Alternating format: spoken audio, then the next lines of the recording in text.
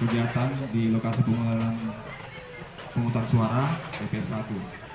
Ini para KPPS bersama dengan jajarannya.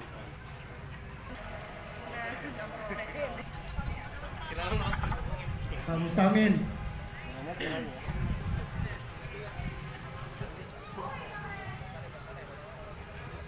Ya, seperti inilah antusias warga masyarakat Kabupaten Jeneponto di lingkungan Empuan.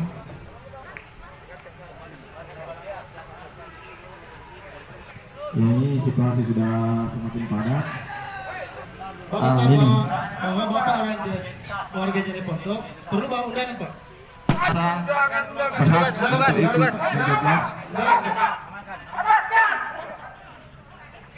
Ya, dirinya menggunakan hak suaranya. Namun dari KPP ada dalam pikirannya. Ya, nampak di hadapan kita ternyata si Baco ini pulang membawa kejauhan tadi menyimpan sebutan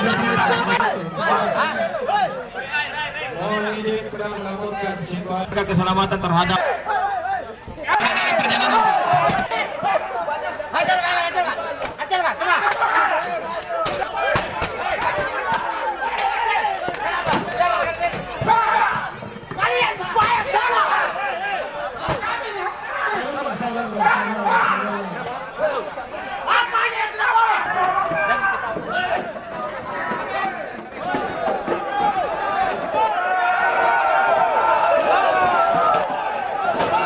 ya, situasi nampak rusuh.